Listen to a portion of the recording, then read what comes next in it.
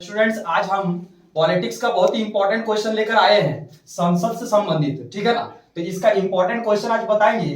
तो आज हम बताएंगे कि संसद में जो सीटों का आवंटन है तो ये किस प्रकार है। ठीक है ना। तो हम बताते हैं संसद। सबसे पहले स्टार्ट कर रहे हैं। संसद जो होता है, संसद 3 अंग होता है। संसद का कितना अंग होता है? 3। लोकसभा, राज्यसभा और राष्ट्रपति, जो कि पता होगा संसद का 3 अंग होता है। और जो संसद होता है इसका जो आर्टिकल अनुच्छेद 79 में इसका प्रावधान है। और जो लोकसभा है इसका प्रावधान है 81 और राज्यसभा का 80।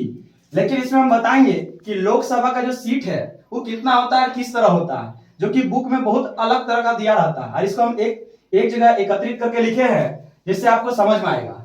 तो बताते हैं कि लोकसभा का जो सीट होता है अधिकतम हो सकता है 552 और वर्तमान में है 545 को। और 552 को हो सकता है, ये फ्यूचर का है। ठीक है ना। और 552 को हो सकता है जिसमें एंग्लो इंडियन मनोनीत, जो कि एंग्लो इंडियन होता है 2, जिसको राष्ट्रपति मनोनीत करते हैं।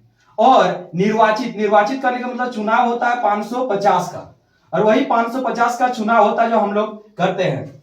लेकिन अभी वर्तमान में हम लोग का कितना है? 545। और 545 में मनोनीत करते हैं राष्ट्रपति 2 जो एंग्लो इंडियन होते हैं। निर्वाचित मतलब चुनाव होता है 543 का।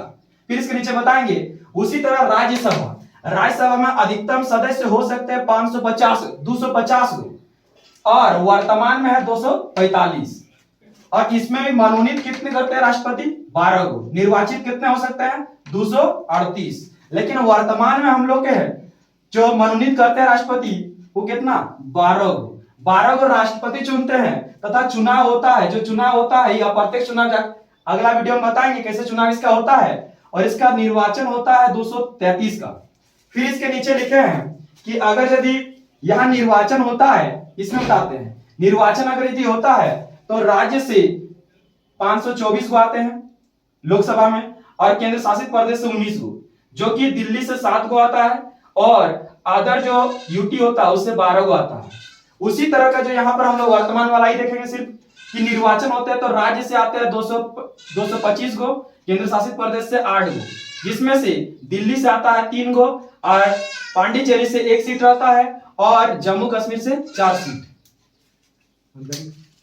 तो इसी में बताते हैं लोकसभा का जो सीट होता है 545 को, जो कि वर्तमान में है। इसका जो सीट है कितना रिजर्व है, कहां अधिक होता है, ठीक है ना, किस राज्य में कितना सीट है उसको हम बताते हैं।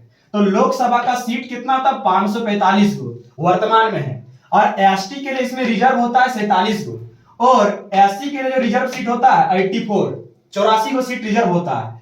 और इसमें सबसे अधिक लोकसभा का सीट होता है तो यूपी से होता है 80 को सीट होता है एमपी का लोकसभा का। और इसमें लिखे है कि जो लोकसभा का सीट है किस आधार पर बांटा गया है, तो जनसंख्या के आधार पर बांटा जाता है सीटों को। ठीक है ना। तो सबसे पहले देखते हैं हम लोग किस राज्य में कितना लोकसभा का सीट होता है।